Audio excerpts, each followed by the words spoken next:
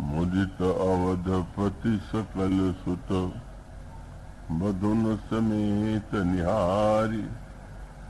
जनु पाए महिपाल मणि प्रियन सहित फलचारी।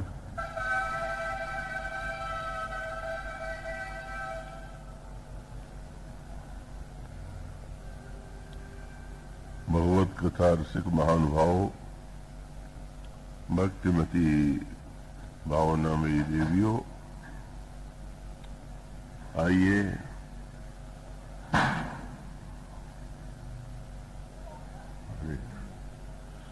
जरा देवियों को अभी आपके सामने जो दुआ पढ़ा गया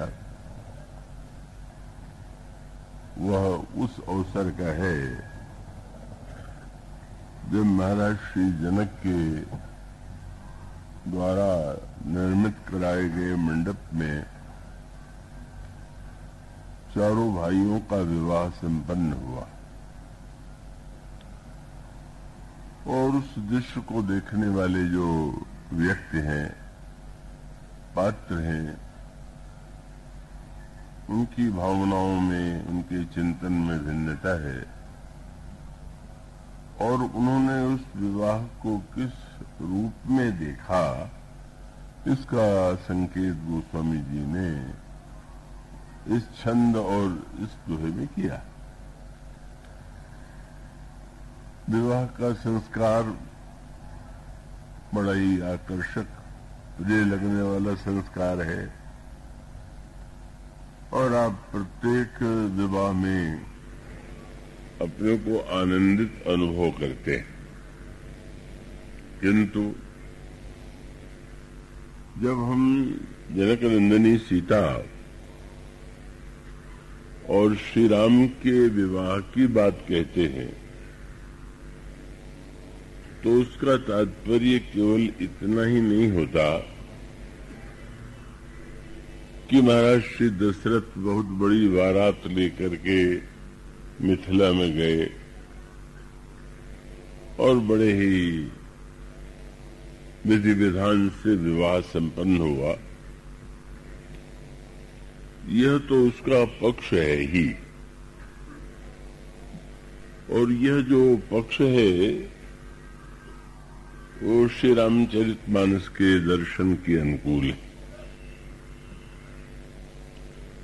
जैसे नदी के दो किनारे होते हैं,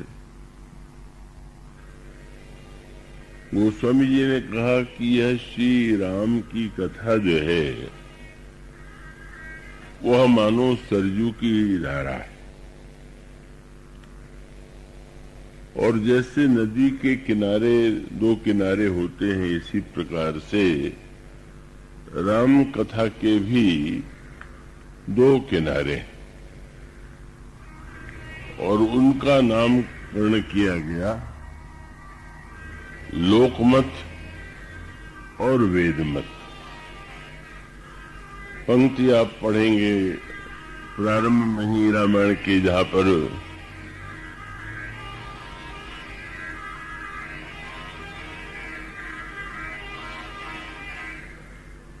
रूप प्रस्तुत किया गया, वहां पर गोस्वामी जी यह कहते हैं कि यह जो राम कथा की सरजू है, सरजू नाम सुमंगल मूला और लोक वेद मत मंजुल कूला।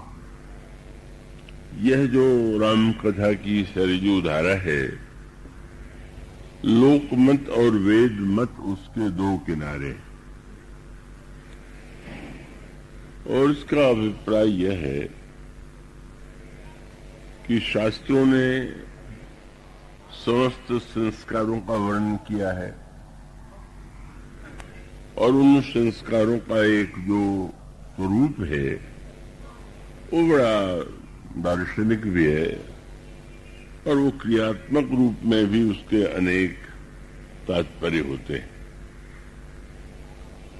पर इतना ही नहीं है, आपने देखा होगा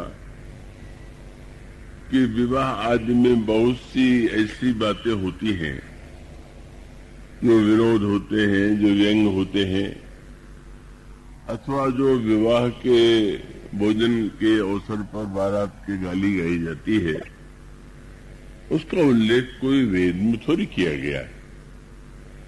शास्त्र ने ऐसा वर्णन नहीं किया है कि भोजन करने वाले बारातियों को मधुर गाली के द्वारा उनका स्वागत किया जाए। और ऐसे अनेक क्रियाकलाप हैं कि जो विवाह के मंडप में भी होते हैं और मुख्यतः बाद में जो देवियां वहां होती हैं वे दूल्हे को उस विवाह के मंडप से भीतर ले जाती हैं और कोहबर में जाकर के जो अनेक प्रकार के व्यंग्य विनोद होते हैं, क्योंकि वहां कोई ऋषि मुनि नहीं होता, कोई ज्येष्ठ कुल और परिवार का व्यक्ति नहीं होता, केवल वो देवियां ही होती और युवतियों के बीच में दूल्हा बैठता है और फिर उसके साथ अनेक व्यंग्यात्मक बातें कही जाती हैं। तो स्वाभाविक रूप से जो लोग वेद मत के बड़े आग्रही होते हैं उनको कुछ अच्छा नहीं लगता है और वो लोग बहुधा इस बात का विरोध भी करते रहते हैं। ये गाली गाना तो बड़ी असभ्यता का लक्षण है। ये जो बहुत से क्रियाकलाप जुड़े हुए हैं कि ये तो कोई उसको हम ये नहीं कह सकते कि ये सचमुच उचित है। जिन देवी के साथ वो बच्चे हैं वो कृपा करके ध्यान रखें, विचार करके आप देखिए तो प्रत्येक व्यक्ति के जीवन में इन दोनों की ही आवश्यकता है। और इसीलिए एक उस प्रसंग पर आपका ध्यान मैं आकृष्ट करूं, क्योंकि इस विवाह की जो पद्धति है वो बड़ी अनोखे रूप में संपन्न हुई। मूलतः तो इस विवाह के मूल में स्वयंवर सभा या महाराज जनक के द्वारा की जाने वाली प्रतिज्ञा थी। भगवान शंकर का महान धनुष महाराज जनक के पास पूजा में है और महाराज जनक ने यह प्रतिज्ञा की है जो व्यक्ति इस धनुष को तोड़ने में समर्थ होगा उसी को मेरी पुत्री सीता उसका वर्ण करेंगी। और उसका बड़े विस्तार से गोस्वामी जी ने वर्णन किया और वर्णन करने के बाद वह प्रसंग आता है जब धनुर्भंग हो गया, जयमाल भी हो गया, परशुराम जी महाराज भी अपना धनुष दे करके अर्पित करके चले गए। तब उसके पश्चात महाराज जनक महर्षि विश्वामित्र के सामने आते और महर्षि विश्वामित्र के चरणों में उन्होंने साष्टांग प्रणाम किया और यही कहा कि महाराज आज ये जो महान कार्य पूरा हुआ है वह आपकी कृपा से ही संपन्न हुआ है। और इन दोनों भाइयों ने आज मुझे कृतकृत्य कर दिया। वो रामायण की जो शब्दावली है वो केवल तुकबंदी के रूप में नहीं होती है, उसके प्रत्येक शब्द का तात्पर्य होता है। और वो सांकेतिक शब्द जो उसका सूत्र है वह था आपकी कृपा से प्रभु प्रसाद धनु भंजऊ रामा। आपके आशीर्वाद और कृपा से श्री राम ने धनुष तोड़ा। और फिर दूसरा वाक्य था इन दोनों भाइयों ने मुझे कृतकृत्य कर दिया। और फिर तीसरा वाक्य था कि अब जो कहिए सो करूं गोसाई। इसके बाद मुझे आज्ञा दीजिए कि मैं क्या करूं। तो इन तीनों शब्दों में जो तात्पर्य है इसकी ओर संकेत करने की चेष्टा करूंगा, और उसके बाद दो शब्दों पर ध्यान देने योग्य वहां पर सूत्र है। ये कृतकृत्य शब्द जो है उसका अर्थ क्या है, तात्पर्य क्या है। मनुष्य के जीवन में कर्म की अनिवार्यता जुड़ी हुई है। कर्म करना उसकी बाध्यता है, और कर्म करना इसलिए बाध्यता है कि उसके जीवन में कामना है, कुछ न कुछ पाने की इच्छा है, और उसके शरीर का, उसके जीवन का निर्माण ही ऐसा हुआ है कि वो कर्म से मुक्त नहीं हो सकता। पर एक ऐसी स्थिति आती है कि जब व्यक्ति को यह प्रतीत होने लगे कि अब मुझे कुछ करने की आवश्यकता नहीं,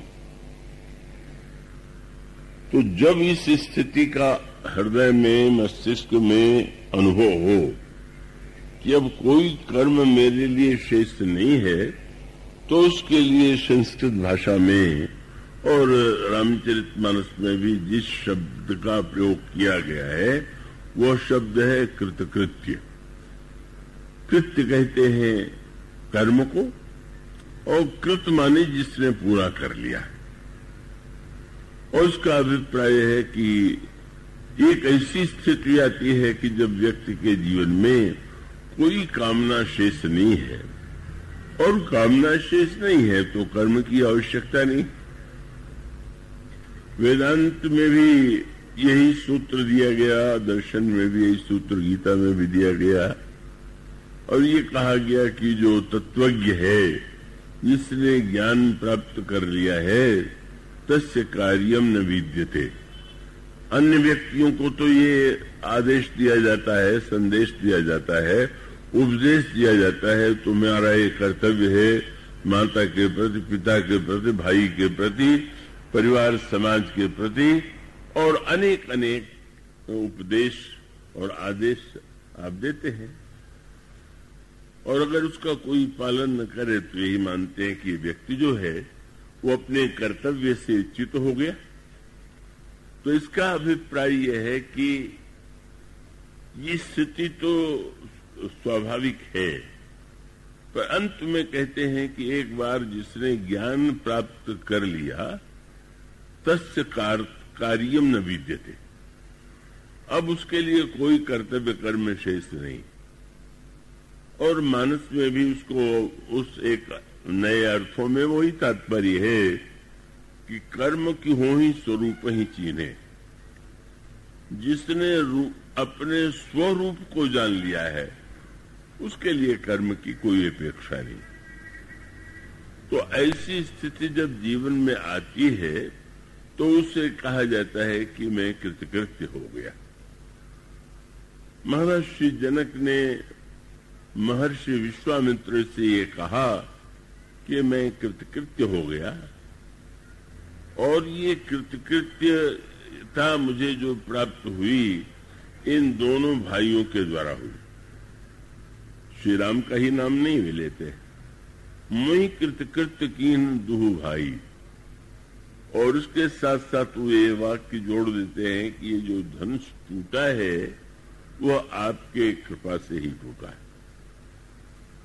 पर इसके बाद फिर वे पूछते हैं कि आप आज्ञा दीजिए कि मैं क्या करूं। तो स्वाभाविक रूप से यह बात सामने आती है कि जब एक ओर आप ये कह रहे हैं कि मैं कृतकृत्य हो गया, तो अब तो कोई कर्म शेष नहीं रह गया, और फिर भी आप महाराज महर्षि विश्वामित्र से क्यों पूछते हैं कि मैं क्या करूं। उसका सहज तात्पर्य यह है कि अगर मान लीजिए कोई ज्ञान के द्वारा कृतकृत्य हो गया या भक्ति की पराकाष्ठा में कृतकृत्य हो गया, तो उसके बाद उसके जीवन में कर्म की स्थिति दिखाई देती है कि नहीं? वो कुछ काम करता हुआ दिखाई देगा कि नहीं? उठेगा कि नहीं, बैठेगा कि नहीं, सोएगा कि नहीं, व्यवहार के अन्य कार्य करेगा कि नहीं?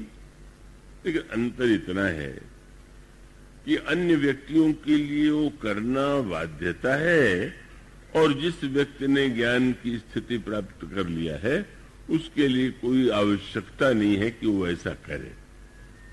उसे प्रेरित नहीं किया जा सकता है, उसे बाध्य नहीं किया जा सकता। लेकिन बड़े बड़े सिद्ध महापुरुष ऐसे हुए हैं कि जिनके जीवन में निरंतर कर्म की धारा प्रवाहित रही, और तब उसका सूत्र यही है कि आवश्यकता न होने पर भी, अपेक्षा न होते हुए भी व्यक्ति का जीवन जब तक है और वो समाज का एक अंग है, तो ऐसी परिस्थिति में उसके द्वारा सहज रूप से ही कुछ कर्म संपन्न होते हैं। अब जैसे यूं कह लीजिए कि अब पंखे से जो हवा चलती है वो तो आपके इच्छा के द्वारा नियंत्रित है। आप जितना चाहें उसको घटा देते हैं, बढ़ा देते हैं। लेकिन ये जो वायु के द्वारा निरंतर वायु का संचार होता है उसमें आपका कोई नियंत्रण नहीं, और वो आपके आदेश को मानने के लिए वायु बाध्य नहीं है। यूं कह सकते हैं कि चलते रहना वायु का ही अपना सहज स्वभाव। तो इसलिए यहाँ पर जब उन्होंने ये प्रश्न किए तो उनका तात्पर्य क्या है, इस पर भी हम विचार करेंगे। और उसके बाद जो महर्षि विश्वामित्र ने उत्तर दिया वह उत्तर बड़े महत्व का था। उन्होंने कहा, राजन, सत्य तो यही है कि टूटत ही धनु भयो विवाहु। तुमने एक प्रतिज्ञा किया, तुम्हारी प्रतिज्ञा पूरी हुई, धनुष टूट गया तो विवाह तो हो गया, और सारा संसार सबने जय ध्वनि की है। जयमाल के द्वारा तुम्हारी पुत्री ने उससे स्वीकृति प्रदान किया। तो उस दृष्टि से अब यूं हम नहीं कहेंगे कि यह करना तुम्हारे लिए आवश्यक है। लेकिन वो जो दोहा है वो आप पढ़ेंगे, उसमें पढ़ते होंगे कि तदपि जाई तुम करहु अब जैसा जथा वंश व्यवहार। तुम जिस वंश में तुम्हारा जन्म हुआ है उस वंश की कुछ अपनी परंपराएं होंगी, मान्यताएं होंगी, तुम उसके अनुकूल व्यवहार करो। तो महाराज मैं क्या करूं? उन्होंने कहा, ये मुझसे मत पूछो। वेद विधि की बात होती, धनुष टूटने की बात थी तो मुझसे पूछा जाता। लेकिन उन्होंने कहा कि तदपि जाय तुम करब अब यथा वंश व्यवहार बूझ विप्र कुल वृद्ध जन वेद विदित आचार। तुम्हारे परिवार में जो अनेक वृद्ध व्यक्ति होंगे, कुल के व्यक्ति हैं, उनसे पूछो। और मुनि भी तुम्हारे यहाँ एक से एक बढ़ करके हैं, तुम उनको सामंजस्य पूर्वक का उस कार्य को जो आदेश मिले उसको संपन्न करो। और मैं फिर ये अनुरोध करूंगा कि अब सहज भाव तो ये सहज बात तो यही थी कि महाराज विश्वामित्र महाराज जनक व्यवस्था कर देते और जनक नंदिनी सीता को रथ पर बैठा करके श्री राम लेकर के जाते। समय पूरा हो गया, जयमाल हो गया और महाराज जनक की प्रतिज्ञा पूरी हुई। और उन्होंने कहा कि मुझसे यदि तुम पूछते हो तो मैं कहूंगा कि दूत अवधपुर पठवहु जाई। तुम दूत भेजो, अयोध्या भेजो, और आनहि नृप दशरथ बुलाई। तुम दूतों को भेजो, निमंत्रण दो, और वो महाराज श्री दशरथ बारात लेकर के आवे, और फिर वैदिक और लौकिक दोनों ही विधियों से ये विवाह पूरा हो। यही शायद अधिक उपयुक्त मार्ग होगा। क्या तात्पर्य? तो जैसा कल श्रीनिवास जी ने कहा था, और वो भी, ये जो हमारे यहाँ जो अनेक कार्य हैं, नामकरण का संस्कार, संस्कार तो गर्भाधान संस्कार का, नामकरण संस्कार, सारे जो कार्य बाल्यावस्था से, जन्म से पहले और जन्म के बाद में भी विधि विधान जिनका वर्णन शास्त्रों में किया गया है, वो संस्कार है। तो उन संस्कारों में जैसा कि कल प्रारंभ किया गया था, विवाह का संस्कार और भी बड़े महत्व का है, क्योंकि वो बड़ा व्यापक है, दो कुलों को जोड़ने वाला है, और उसके साथ साथ जो एक सृष्टि के सृजन की प्रक्रिया है, उसका भी वो मूलभूत कारण है। तो ऐसी स्थिति में क्या तात्पर्य? नहीं, आप जो विवाह अपने घरों में मनाते हैं, उसमें आपको तो आनंद आता ही, और आना ही चाहिए, और ठीक ही है। लेकिन जब आप भगवान राम और श्री सीता जी के विवाह का वर्णन पढ़ें, सुने, गावें, तो उसको केवल मनोरंजन के अर्थों में ही नहीं लेना चाहिए। उस विवाह के पीछे जो अनेक दिव्य संस्कार और समाज के लिए, व्यक्ति के लिए प्रेरक सूत्र हैं, उन पर हमारा ध्यान जाना चाहिए। और तब किस ओर ध्यान जाता है कि अब साधारणतया तो विवाह जो है, उसके मूल में काम की वृत्ति व्यापक है। सृष्टि का निर्माण, व्यक्ति का, बालक का जो जन्म होता है, उसके मूल में काम है, और विवाह का उद्देश्य भी काम की इस भावना को तृप्त करना है, और उसको धार्मिक रूप देने का अर्थ है कि काम की वासना को नियंत्रित रूप में कैसे व्यक्ति जीवन में पूरा करे, और उसका काम जो है उसको उच्छृंखल न बना दे, अनियंत्रित न बना दे, इसलिए उसको एक संस्कार का विशुद्ध रूप दिया गया। भगवान श्री राम का जो विवाह है, वो तो बड़ा ही अनेक अनेक विलक्षणताओं से पूर्ण है। पहला सूत्र जिस पर आपका ध्यान में आकृष्ट करूं, इसके लिए रामायण में दो शब्द आते हैं। प्रचलित परंपरा में एक नाम तो था स्वयंवर सभा, और यहाँ पर भी रामायण में गोस्वामी जी ने ये लिखा है कि ये जितने जे नृपसीय स्वयंवर आए, तो एक शब्द है स्वयंवर और दूसरा शब्द है धनुष यज्ञ। धनुष यज्ञ सुन रकुल न था, हर्ष चले मुनिवर के सा था। अन्य राजा जो आए थे वो स्वयंवर में सम्मिलित होने आए थे, और भगवान राम धनुष यज्ञ में सम्मिलित होने आए थे। क्या अर्थ हुआ? उसका अभिप्राय है कि आने के पीछे क्या भावना, तो उस भावना की दृष्टि से विचार करके देखें तो जनक नंदिनी सीता के सौंदर्य की बहुत चर्चा चारों ओर विश्व में व्याप्त थी। बड़े अनुपम सौंदर्य है, और शंकर के धनुष को तोड़ देना अपने आप में वीरता का अद्वितीय कार्य है, और उसके द्वारा महानतम कीर्ति प्राप्त हो सकती है। और अगर उसको दूसरे अर्थों में देखें तो सीता जी का परिचय एक दूसरे रूप में भी रामायण में दिया गया, आदि शक्ति जही जगो उपजाया।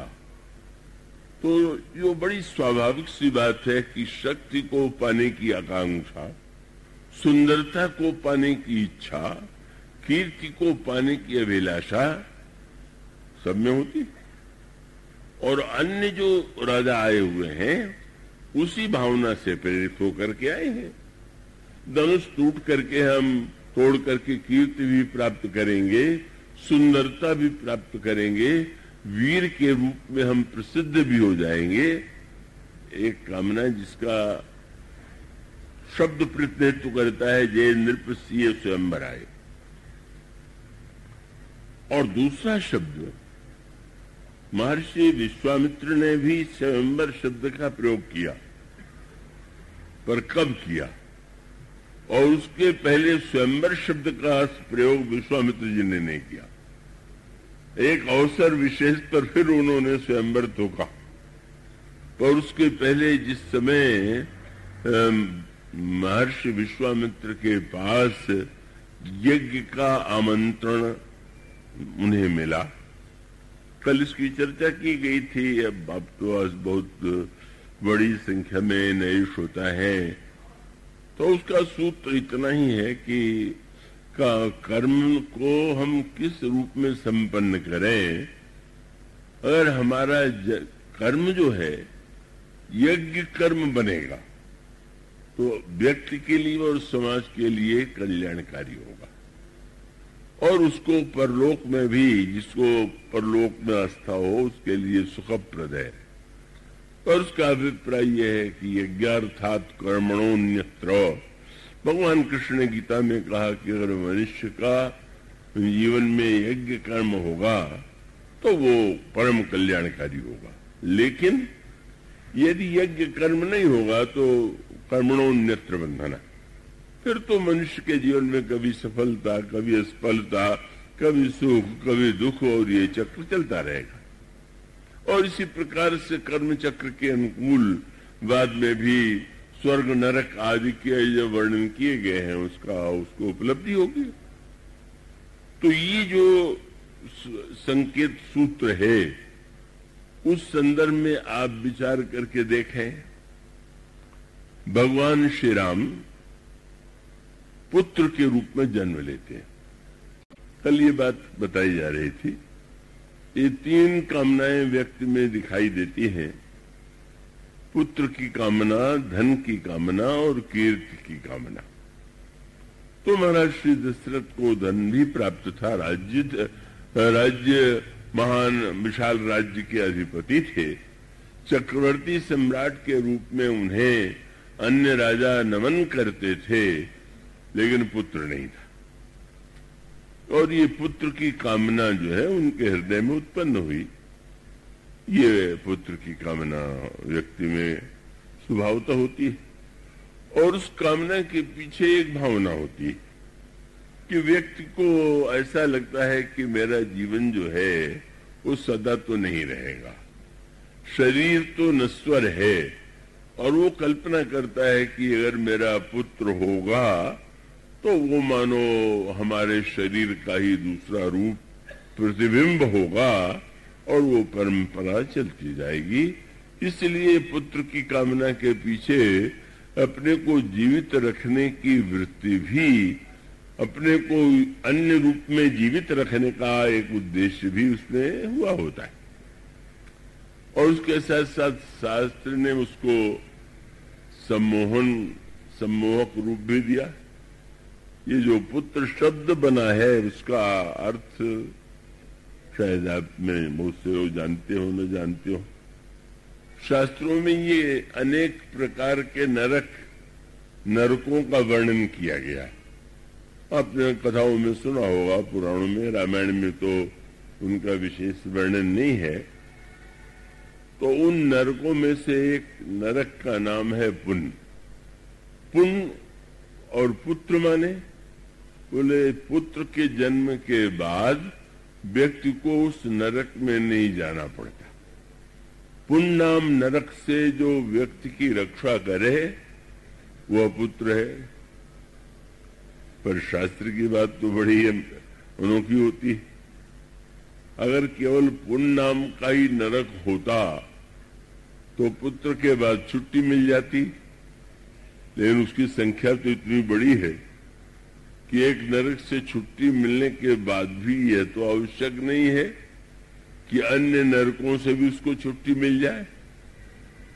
और इतने नहीं, यह भी हो सकता है कि पुण्य नाम के नरक से छुट्टी तो मरने के बाद मिलेगी, ऐसी कल्पना की जाए और पुत्र ऐसा हो जाए कि जीवन को ही नरक बना दे, और ऐसे पुत्रों की संख्या बहुत बड़ी होती है।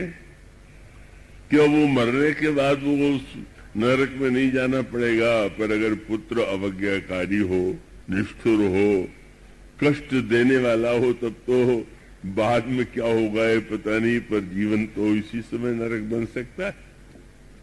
और वो व्यंग कबीर का आपने सुना ही होगा, विवाह के मृत्यु के बाद बहुत सा लोग दान देते हैं, बहुत से लोगों को भोजन कराते हैं, श्राद्ध आदि करते हैं, तो कोई व्यक्ति बड़े लगा कि बड़े विस्तार से पिता के लिए और पता लगाया, तो पता चला कि वो अपने पिता की हड्डी को पहले ले जा करके त्रिवेणी संगम में प्रवाहित करेगा और उसके बाद और सब कार्य करेगा। तो किसी ने कहा पुत्र कितना अच्छा है जो हड्डी को ले जा रहा है त्रिवेणी में डालने के लिए मरने के बाद भी, और इतना पिता के लिए कुछ करने वाला है। तो कबीर की जो शैली थी वो व्यंग से भरी हुई होती थी। वे जानते थे कि वो जो व्यक्ति था जो ये सब कर रहा था, उसका अपने पिता से जीवन काल में कैसा संबंध था। तो उन्होंने कहा कि हाँ, प्रशंसा तो आप लोग कर ही रहे हैं, पर ये अवश्य पता चल गया कि जियत बाप सो दंगम दंगा और मरे हाड़ पहुंचावे गंगा। जीवन भर लड़ते रहे और मरने के बाद हड्डी को गंगा में डाला है।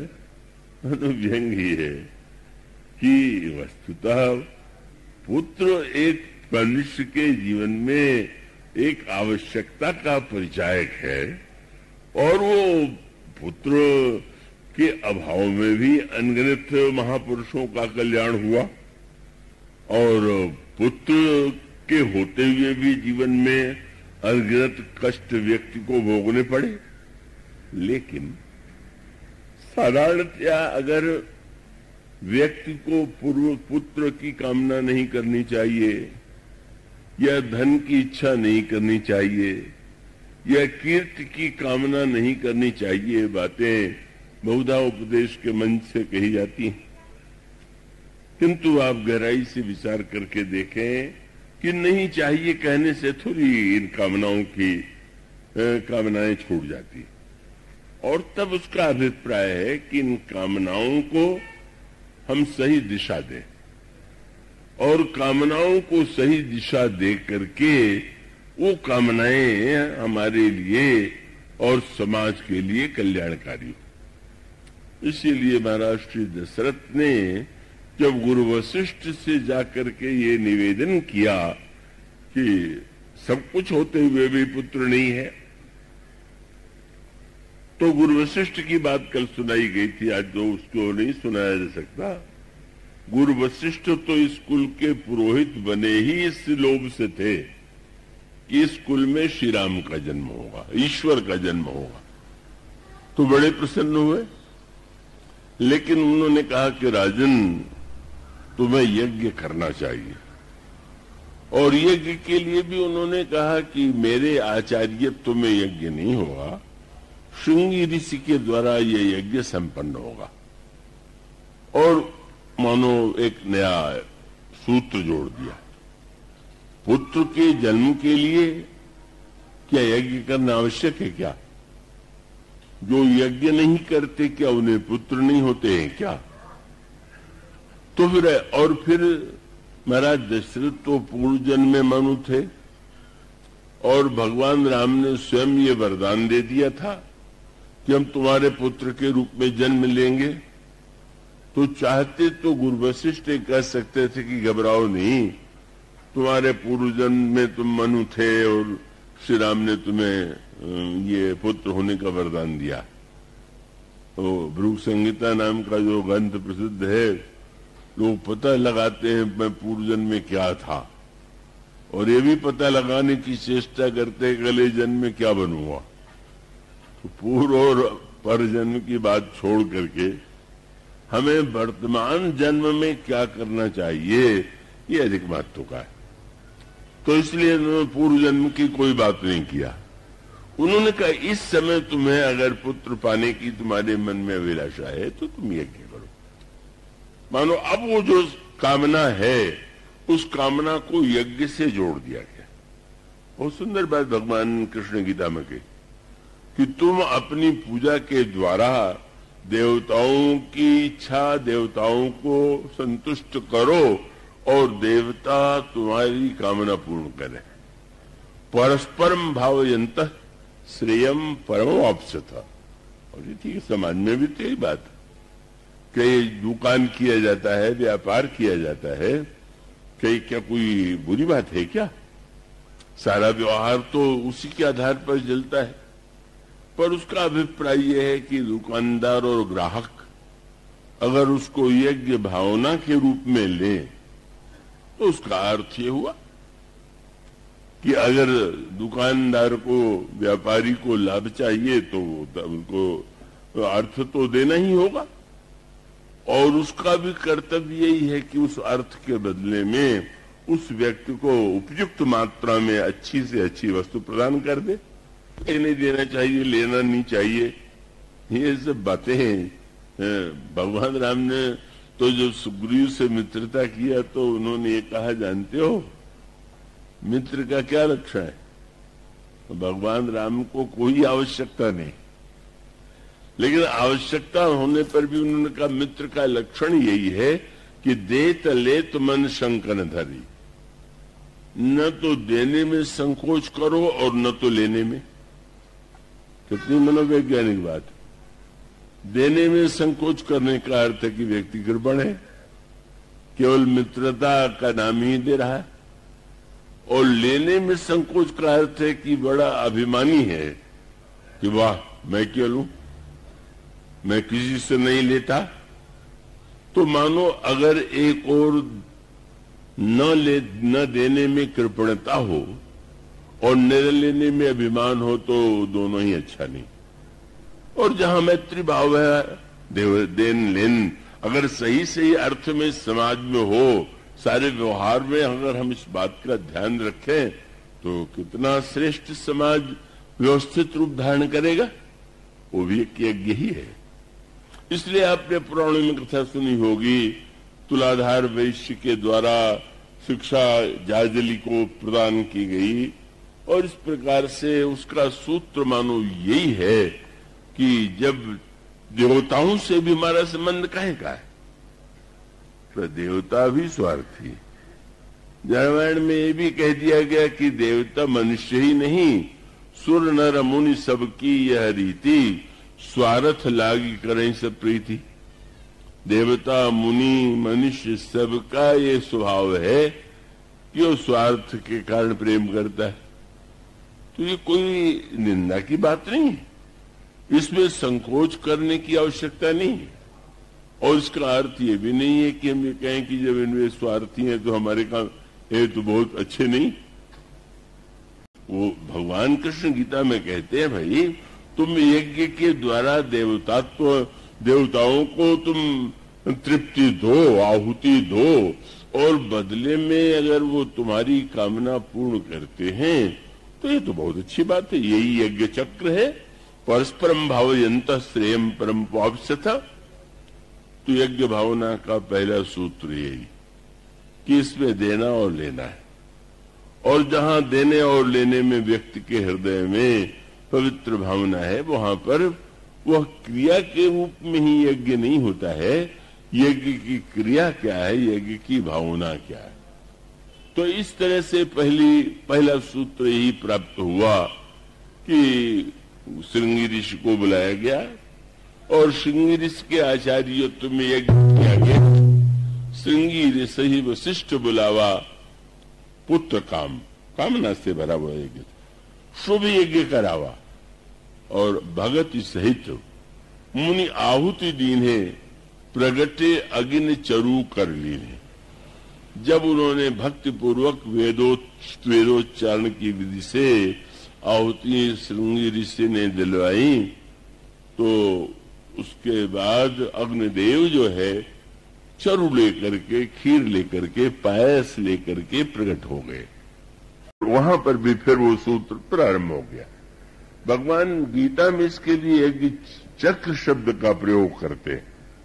एवं प्रवर्तितम चक्रम नानुवर्तती है। भगवान कहते यह जो यज्ञ चक्र है, और यज्ञ चक्र माने आपने अग्नि में आहुति दिया, अग्निदेव के द्वारा उन्हें पायस प्राप्त हुआ, पर यज्ञ चक्र कब चलेगा? अग्निदेव ने पात्र हाथ में देते हुए ही ये कह दिया कि यह केवल किसी एक को नहीं दिया जाएगा, आपकी अनेक रानियां हैं, इसलिए अग्निदेव यह कह करके अंतर्ध्यान होते हैं कि यह हवि वांट देहुंद प्रजाई, जथा जोग जय भाग बनाई, इसे बांट दीजिए। मानो जो आपने पाया है उस पाने को बांटना आपका कर्तव्य है। यह भावना जब व्यक्ति और समाज में बनी रहती है कि हमें पाने के साथ उससे केवल अपने ही लिए नहीं, हम दूसरों को भी उसको जो जिस योग्य हो, जिसको जितना भाग देना उचित हो, उपयोगी हो, उसका देना चाहिए। वो एक लंबा विस्तार से प्रसंग है। और तब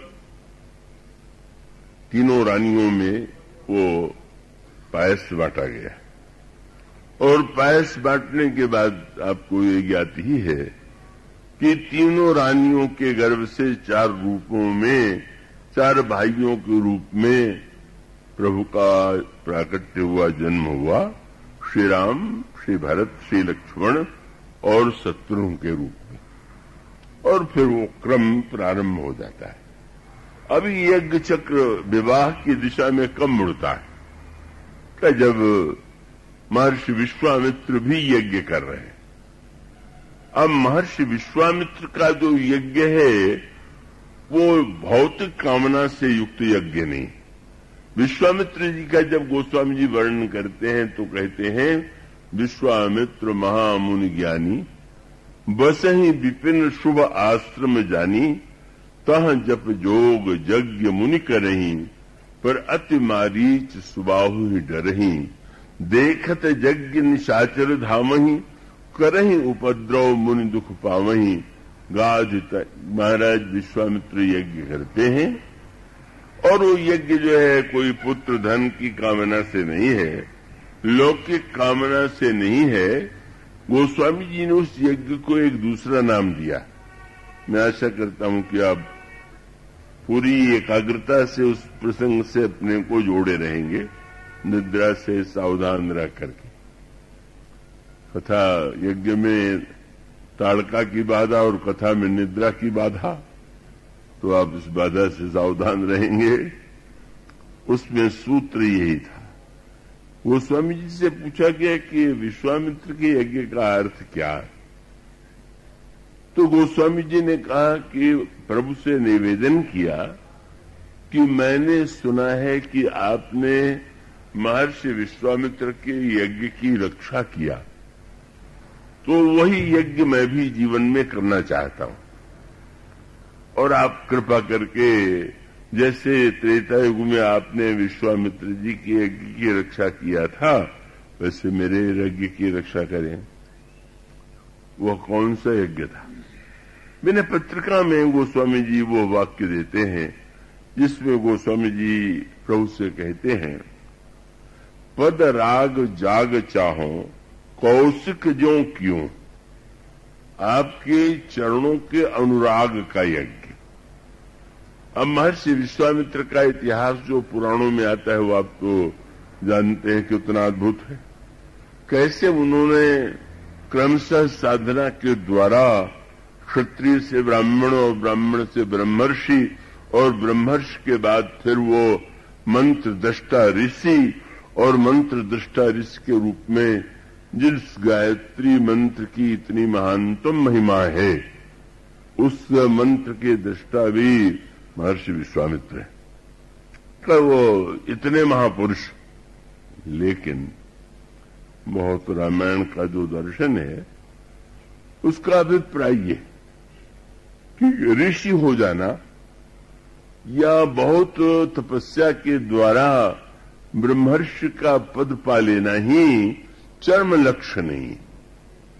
और चरम लक्ष्य नहीं का इसका अभिप्राय क्या है?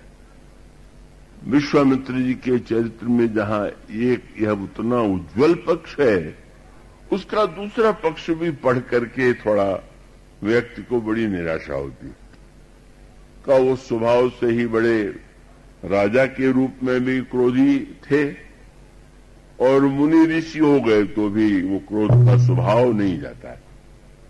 और क्रोध के द्वारा वो में जो शक्ति आ गई है उसके द्वारा उन्होंने किस तरह से वशिष्ठ के पुत्रों को शाप दे दिया या उनको भस्म कर दिया। और इस तरह से यह कथाएं या हरिश्चंद्र की परीक्षा लेने में उन्होंने कितनी कठोर पद्धति का आश्रय लिया। तो विश्वामित्र जी का जो चरित्र है, एक महान तपस्वी का, महान ज्ञात ऐसे व्यक्ति का भले ही स्वरूप हो, लेकिन जिसको जीवन की परिपूर्णता कहते हैं, गोस्वामी जी मानते हैं कि कोई व्यक्ति कितना भी श्रेष्ठ क्यों न हो जाए, लेकिन अगर ये वस्तु जीवन में नहीं आई तो उसका जीवन अधूरा है। उनके ग्रंथों में ग्रंथ है कवितालु रामायण, उसमें उन्होंने यही कहा कि आप एक ऐसे व्यक्ति की कल्पना कीजिए, काम स्वरूप, जो कामदेव के समान सुंदर है, और प्रताप दिनेश सो, सूर्य के समान प्रताप है। काम स्वरूप प्रताप दिनेश सो, सोम सुशील, चंद्रमा के समान सुशीतल शीलवान। और गणेश से माने, गणेश जी के समान प्रथम पूज्यो। और हरिचंद सो दानी, बड़ो विधि सो, मघवासो महीप विषय सुख साने। इतने में भी नहीं रुके, सुख से, मुनि नारद से वक्ता, और चिर जीवन लोमस्ते अधिकाने। कोई नाम ही नहीं छूटा है। ऋषि मुनि राजा महापुरुष सुंदर सबका नाम तो ले लिया गया। सुखते मुनि शारद ते वक्ता, चिर जीवन लोमस्ते अधिकाने। लोमस के समान चिरजीवी हो गए। पर अंत में कहते एते भय, तो कहा इतना हुआ तो क्या हो गया महाराज, अब क्या रह गया? बोले एते भय तो कहा तुलसी, जो पे जानकी जीवन राम न जाने। अगर उसने जानकी जीवन श्री राम को नहीं जाना तो कुछ व्यर्थ। बात तो बड़ी पक्षपात वाली लगती है, बड़ी विचित्र लगती है, पर उसको आप इस दृष्टि से यूं देखें कि अगर कोई व्यक्ति अत्यंत सुंदर हो, आंखें, कान, नाक, अंग प्रत्यंग, प्रत्येक अंग जो है वो सांचे में ढला हुआ, लेकिन सारे शरीर के सौंदर्य का वर्णन सुनने के बाद ये इच्छा तो होगी ही कि जरा हम भी तो देखें। पर अगर बताने वाला कहे कि हाँ ये इतना सुंदर तो थे पर वो तो मृत्यु हो गई है, प्राण नहीं रह गया है, तो क्या आप जाएंगे कि चलो देखा मैं? कहेंगे वे तो ठीक है, जब मर ही गए हैं तो ले जाके फूंक दो। गोस्वामी जी कहते हैं जितने सद्गुण हैं वो शरीर के अंग प्रत्यंग हैं, और भगवान की भक्ति, भगवान का प्रेम ही प्राण है। और राम प्रेम का प्राण यदि नहीं है तो निष्प्राण व्यक्ति है। और उसका अभिप्राय है कि ईश्वर के प्रति जो अनुराग है, प्रेम है, भक्ति है, वही जीवन को परिपूर्ण बनाने वाली है। ऐसी रामचरितमानस की मान्यता है। सद्गुण बहुत महत्वपूर्ण होते हुए भी आपको चाहे जितना ऊंचा सम्मान दिला दे, पर वो कहते हैं कि भाई भगवान के चरणों में अनुराग।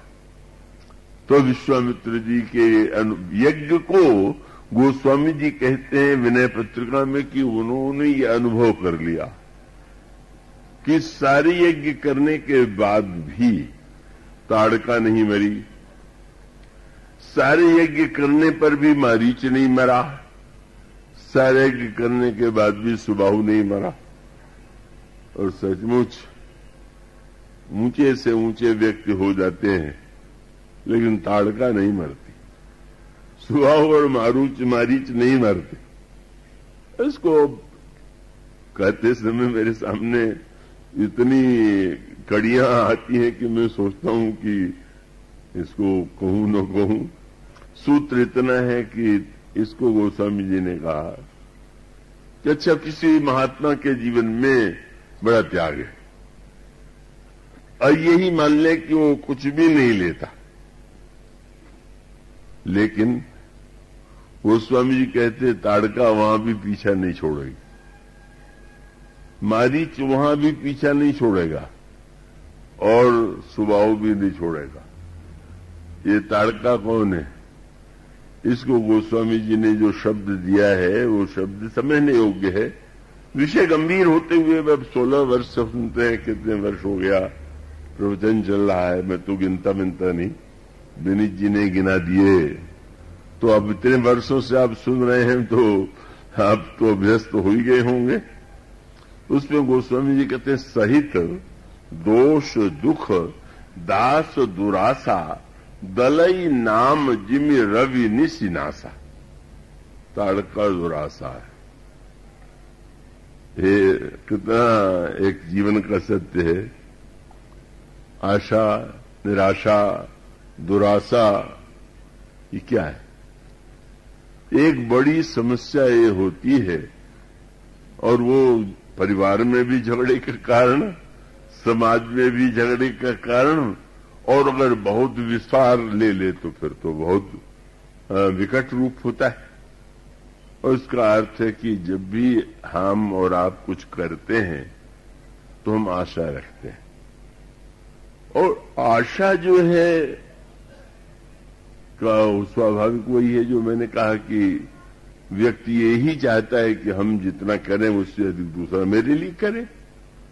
और वो प्रत्येक व्यक्ति जब एक दूसरे से आशा करे और आशा करने के बाद आशा में बाधा पड़े, क्योंकि आशा की विचित्रता यही है कि आशा अगर किसी की पूरी हो तो शांत नहीं हो जाएगा, आशा और बढ़ जाएगी। विचित्र देवी आशा देवी है। गोस्वामी जी ने कहा अद्भुत एक देवी है जिनका नाम है आशा देवी नाम। किन देवियों का नाम हो तो उसको अपने अर्थ में नहीं लेंगी। ये आशा देवी तो सबके जीवन में विद्यमान ही है, और उनकी विचित्रता गोस्वामी जी कहते हैं तुलसी अद्भुत देवता आशा देवी नाम से शोक समर्पई त्यागे मन अभिराम।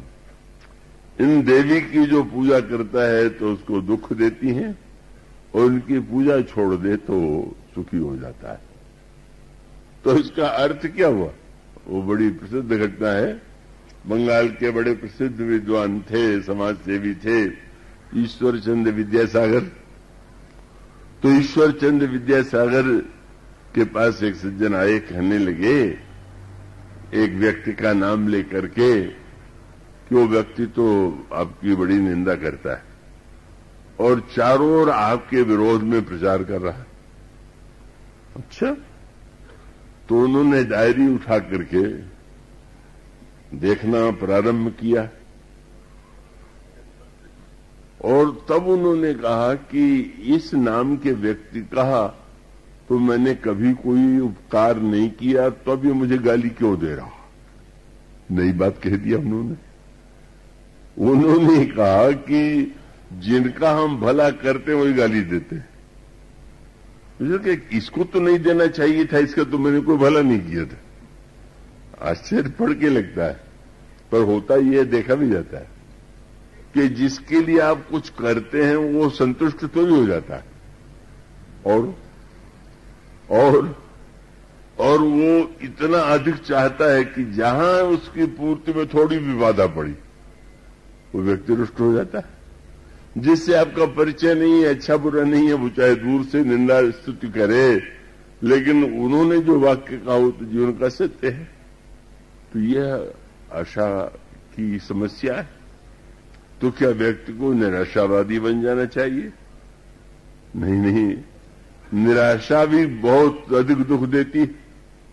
आशा कम दुख नहीं देती तो निराशा भी कम नहीं दुख देती। कई लोग इतने निराश रहते हैं कि जब देखिए जब मिलेंगे तो बस कोई न कोई दुख की बात सुनावेंगे। पूछ दीजिए कि आप कैसे हैं तो क्या बतावें, ये है, इतनी समस्याएं सुनावेंगे कि बस उनको उनसे व्यक्ति ये बस यही सोचता है कि इनसे बात करें भी कि न करें, क्योंकि अपना कितना ही खाता खोलेंगे अपने दुख का मैं भूल नहीं पाता। एक ऐसे जिनसे मेरा परिचय था और ईंट भट्ठे के व्यवसायी थे, तो वो मुझसे मिलते रहते थे, लेकिन स्वभाव वही निराशावादी। एक बार लोगों ने कहा कि इस वर्ष उन्हें व्यापार में बहुत अच्छा लाभ हुआ। उससे मिले तो मुझे आशा थी कि कुछ प्रसन्न लगेंगे, पर प्रसन्न नहीं थे, कुछ गंभीर, कुछ उदास। मैंने कहा कि आप तो प्रसन्न नहीं लग रहे हैं, क्योंकि आपको तो व्यापार में सुनते इस वर्ष बड़ा लाभ हुआ। कहने लगे कि हाँ इस वर्ष हुआ तो, पर देखिए पिछले वर्ष तो बस जब ईंट कच्ची तैयार थी तभी पानी बरस गया, ईंट बह गई। अगर वो भी ठीक पक गई होती तो कितना लाभ होता। तो मैंने कहा कि अच्छा कोई बात नहीं है, पिछले वर्ष नहीं हुआ तो इस वर्ष तो हुआ, लेकिन हाँ हुआ तो, पर क्या पता अगले वर्ष होगा कि नहीं होगा। हमने कहा भाई अजीब बात करते हैं, नहीं हुआ नहीं होगा, इस समय तो हुआ। कहले क्या हुआ? हमारे दूसरे व्यापारी को तो हमसे दूना लाभ हो गया। हमने अब आपका दुख कभी दूर नहीं होगा, पहले हुआ कि नहीं हुआ, आगे होगा कि नहीं होगा, वर्तमान में दूसरे के पास मुझसे अधिक क्यों है। यही मनुष्य का जब स्वभाव बन जाए तो व्यक्ति कभी भी सुखी नहीं हो सकता, पर ये बहुत कठिन है। तो निराशावादी स्वयं अपना दुख दूसरों पर बांटता रहता है, दूसरों को। आशावादी स्वयं भी दुखी होता रहता है और वो स्वाभाविक, पर उसके बाद फिर वो ये ताड़का जो है न आशा है न निराशा है, अपितु दुराशा है। सहित दोष दुख दास दुराशा। दुराशा माने उसका अभिप्राय गोस्वामी जी ने मैंने पत्रिका में कहा भाई त्यागी जी बहुत बड़े त्यागी तो हो गए, तो संसार में तो कोई व्यक्ति चाहता मुझे लाभ, पर त्यागी जी भी एक मन में बात तो पाले ही रहते हैं। और वो शब्द क्या है? कोऊ कछु कही देई कछु कोऊ, यह वासना हृदय तन जाई। हमें लाभ हो यह इच्छा तो बहुतों में होती है, पर जिनमें इच्छा नहीं है उनमें भी इच्छा यह होती है कि लोग कम से कम मिले तो ये कहें कि महाराज आप तो बड़े त्यागी हैं। ये इच्छा उनकी भी नहीं जी छूटती। अगर उनसे कोई त्यागी जी न कहे तो दुखी हो जाते हैं कि अरे इसने मैंने इतना छोड़ दिया और इतना भी मेरा सम्मान नहीं कर रहा। बड़ा कठिन है। इसलिए ये जो आशा है, क्या कहते हैं, केशवदास से कवि हुए हैं, इधर के क्षेत्र के ही प्रसिद्ध कवि थे, बुंदेलखंड के ही। तो केशवदास जी ने वृद्धावस्था का जो वर्णन किया, उस वर्णन में उन्होंने यही कहा कि भाई स्थिति यह है कि सब कुछ लगता है शरीर का, अंग प्रत्यंग जो है, त्वचा सकुचय जितनी सकुचय मत बेली, नवय नव ग्रीव थके गति केशव, बालक ते संग ही संग खेली, और लिए सब आधीन व्याधिन संग, जरा जब आवे ज्वरा की सहेली। सब बदल गया। नवय नव ग्रीव, गर्दन हिलने लगी। थके गति केशव, त्वचा तिकुचय सकुचय मति बेली, और अंत में कहते हैं सब कुछ हो गया, लेकिन अंत में भगय सब जेह दशा जिय साथ, सब कुछ सूख गया, लेकिन बढ़ कौन रहा है? बोले रहे दूरी दौरी दुराशा अकेली। सब जो बूढ़े हो गए हैं, लेकिन ये दुराशा बढ़ जाती है। अब उसको यही बार बार होता है, मैंने इन लोगों के लिए इतना किया, ये लोग हमारा ध्यान ही नहीं दे रहे। किसी किसी को तो यही शिकायत हो जाती, मेरे पास से बैठते ही नहीं है। कभी कभी ऐसा दिखाई देता है। तो ये सहज मानवीय वृत्तियां हैं, और ये इसका छूटना सरल नहीं है। आशा, निराशा, दुराशा, ये इस दुराशा का सबसे भयानक रूप कौन सा है कि अब आपकी आशा न पूरी होने पर आप दुखी हो जाएं, तो यहां तक तो ठीक है, आपने दुख मोल ले लिया। लेकिन आशा न पूरी होने पर बदला लेने की बात आ जाए, अच्छा हम तो इससे आशा करते थे, इसने नहीं पूरा किया तो हम दिखाएंगे, इसलिए बदला लेंगे। और बदला लेने के लिए आप किसी सीमा तक चले जाएं, तो वो आशा और निराशा के स्थान पर हो गई दुराशा। तो ये दुराशा जो है छोड़ती नहीं, और ये दुराशा का छूटना अत्यंत कठिन है। और उसका तात्पर्य ये है, मेरा विज्ञान है कि जिसके पास सामर्थ्य होती है उससे रहा नहीं जाता। सामर्थ्य है तो सोचता है कि हम दिखाएंगे, जो सामर्थ्य नहीं है जिसके पास, वो बेचारा भी चाहता है लेकिन समझता है भाई क्या करें। सामर्थ्यवान जो होता है निश्चित रूप से तो उसमें एक रोगों का उदय होता है और वो बदला लेने की चेष्टा करता है। अब इसको यूं तो सुनने में बड़ा अटपटा लगता है, पर महर्षि विश्वामित्र महानतम ऋषि हो गए, सब कुछ होते हुए भी जब उन्होंने रुष्ट होकर के वशिष्ठ जी के पुत्रों को शाप दे दिया या उनके पुत्रों को भस्म कर दिया, और अन्य प्रसंगों में भी उनका ये था कि जरा सा भी उनको अगर कहीं यह लगा तो अब शक्ति तो उनमें तपस्या की यानी कितनी अधिक है, यह मानो दिखाई देता है, इससे मुक्त नहीं।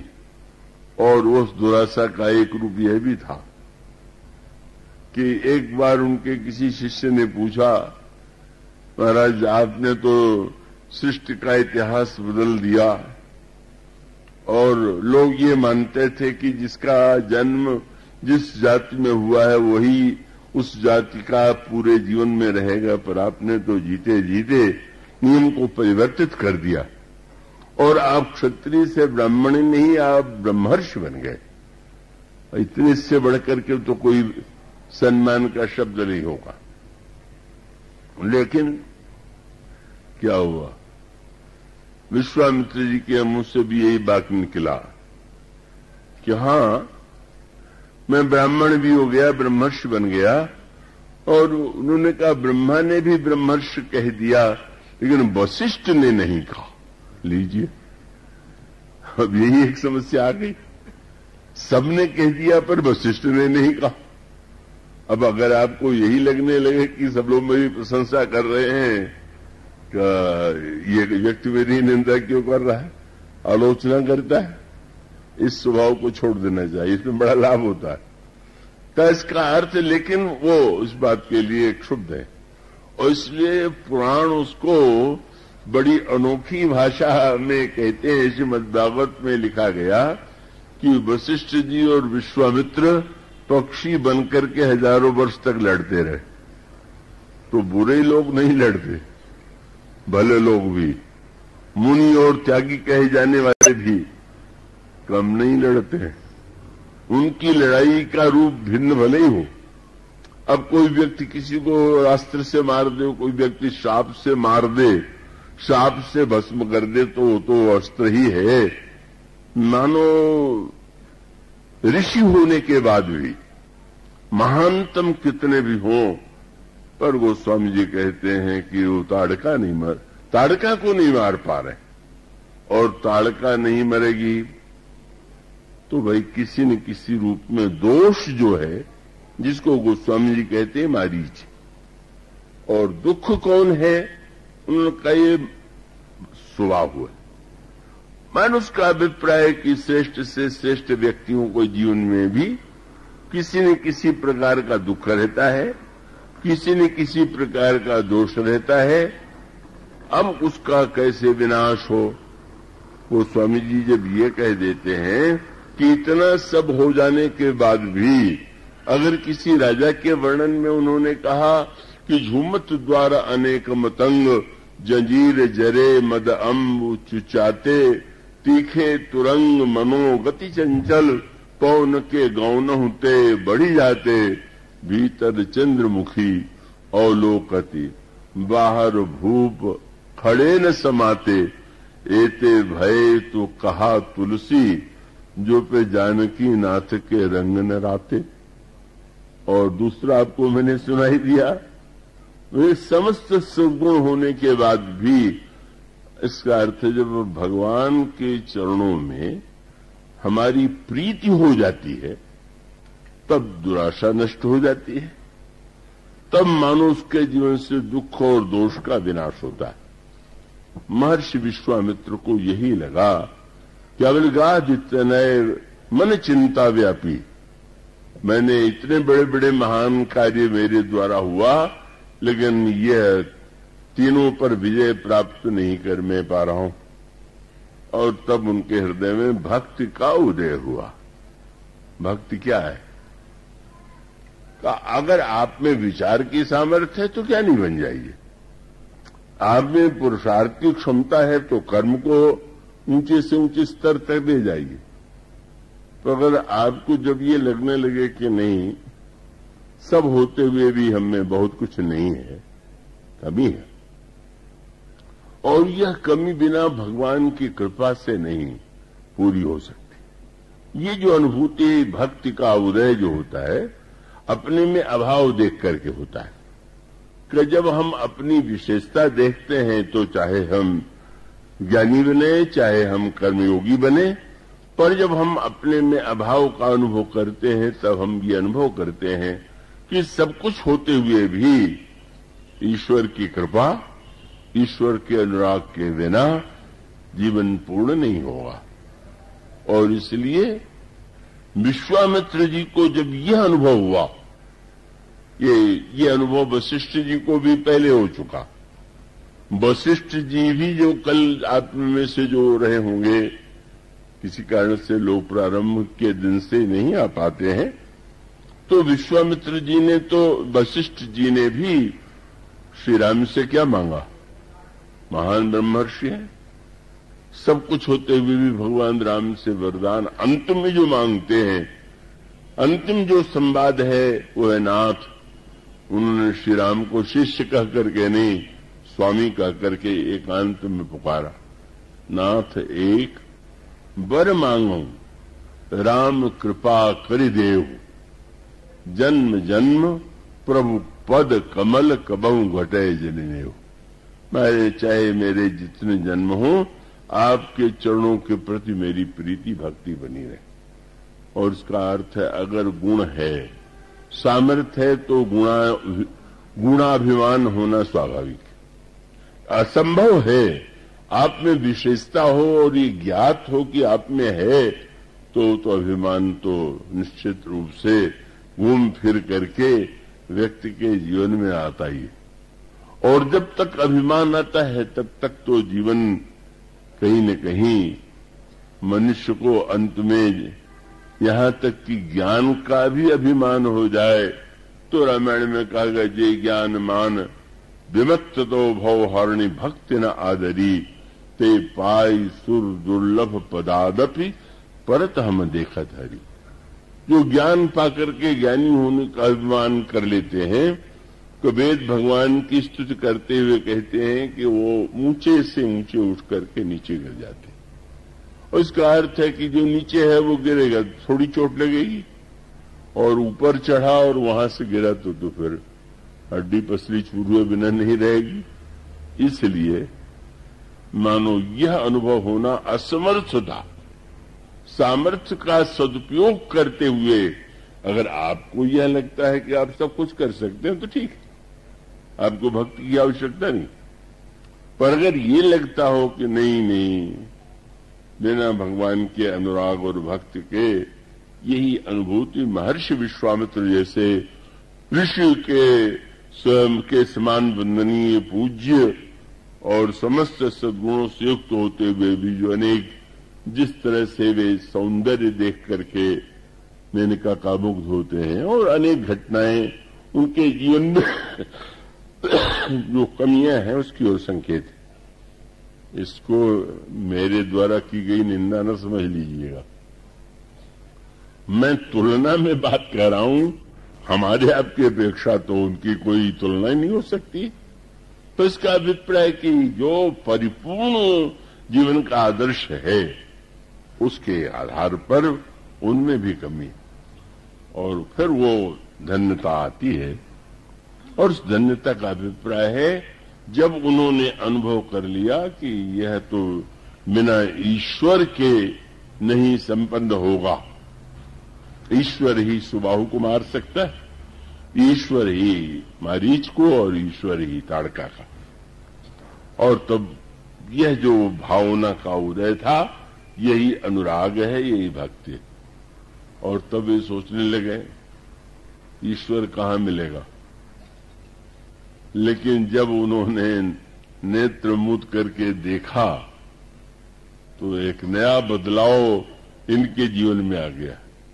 देखा ही पड़ा कि ईश्वर ने तो सूर्यवंश में महाराज दशरथ के घर में जन्म ले लिया है। पहला बदलाव आया क्या? क्यों मैं इतने वर्ष तक तपस्या करता रहा कि लोग मुझे क्षत्रिय से ब्राह्मण समझे। मैंने मान लिया कि ब्राह्मण बन जाना सबसे ऊंची बात है। अगर मुझे पता होता कि ईश्वर क्षत्रिय के घर में जन्म लेने वाला है तो ये समय क्यों गंवाता। किसी जाति विशेष में जन्म लेने से बड़ा समाज में व्यक्ति भले ही मानता हो, लेकिन ईश्वर की प्राप्ति का संबंध तो जाति से नहीं। मानो वह धारणा से मुक्त हो जाना बड़ा कठिन है। ये संस्कार जो मन में बैठ जाता है मैं ऊंचा हूं, अरे क्या रखा है इसमें। मानो वह आकांक्षा जिसके लिए कितने हजार वर्ष उन्होंने लगा दिए थे, वो आकांक्षा लगा कि कुछ नहीं, या कोई अर्थ नहीं। और सबसे बड़ी महानता उनकी अब आई। और महानता क्या कि अब जो है श्री राम को पाना है। श्री राम ने जन्म लिया है तो क्षत्रिय परिवार में लिया है। और उससे भी बड़ा व्यंग्य है कि उस क्षत्रिय के घर में जन्म लिया है जिसके आचार्य वशिष्ठ हैं, जिनसे मेरा जीवन भर झगड़ा रहा। अब मैं क्या करूं। हो सकते थे नहीं नहीं मैं वशिष्ठ के यजमान के घर में जाऊंगा, ना ना ना, ना। अगर धन्य है वशिष्ठ, ये मिलन हो गया। वशिष्ठ और विश्वामित्र मिल गए श्री राम के केंद्र में। तो वशिष्ठ का नहीं नहीं, मैंने इतने दिनों तक भले ही मेरा उनसे विरोध रहा हो, लेकिन अगर वो ऐसे कुल के कुल गुरु बने कि जहां ईश्वर ने अवतार लिया तो वहां पर कोई आवश्यकता नहीं, कोई द्वेष नहीं, कोई विरोध नहीं। यही ऊंचा से ऊंचा त्याग अब आया कि अब झगड़ा बहुत पुराना था, लेकिन कुछ नहीं, बिना संकोच के भी जाते हैं। मानो सूत्र यही है कि श्री राम और श्री सीता जी का विवाह जो है उसका जो एक मनोवैज्ञानिक और शास्त्रीय और क्रमिक वर्णन किया गया है, उसका तात्पर्य है कि कितना महानतम कार्य संपन्न हुआ। दूरी समाप्त हो गई दो महापुरुषों की, और कितना संकोच छोड़ करके श्री राम श्री लक्ष्मण को मांगने के लिए पहुंच गए। और कैसे एक बार दशरथ की ममता न देने के लिए प्रेरित करने लगी, क्योंकि जो महात्मा जी आए हैं वो धन लेने नहीं आए हैं, वस्तु नहीं, उनको तो बस अनुज समेत देहु रघुना था। और फिर वशिष्ठ जी की धन्यता ये है, ये नहीं कि अब ये तो हमारे विरोधी हैं, इनको हम अपने चेलों को क्यों दें। चेलों को और गुरुओं के लोगों की लड़ाई हो जाती है। हमारा चेला दूसरे का चेला कैसे बन गया और वो किसका गुरु किसका चेला। लेकिन वो समझ गए निरख राम दो गुरु अनुरागे। श्री राम के गुरु कौन? बोले वशिष्ठ जी और विश्वामित्र जी। और वशिष्ठ जी की धन्यता यह थी कि अपने शिष्य को इतना योग्य बनाने के बाद भी उन्होंने विश्वामित्र जी को दिलाने में सहयोग दिया। अगर वो नहीं देना चाहते हैं तो स्पष्ट संकेत कर दिया, राजन इस बात को मत भूलो, तुम्हारे पुत्र नहीं थे। और पुत्र कैसे मिला? यज्ञ के द्वारा।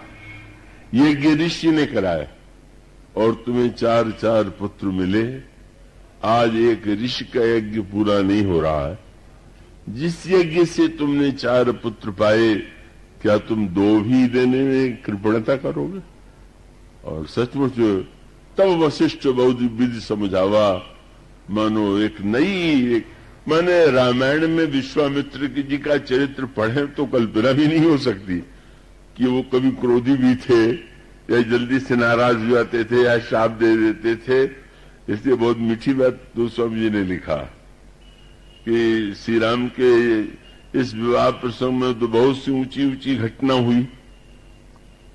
तो विवाह के बाद माताएं बैठ के चर्चा करने लगी कि ताड़का को इन्होंने मार दिया, सुबाहु को मार दिया, अहिल्या का उद्धार कर दिया, शंकर जी का धनुष तोड़ दिया।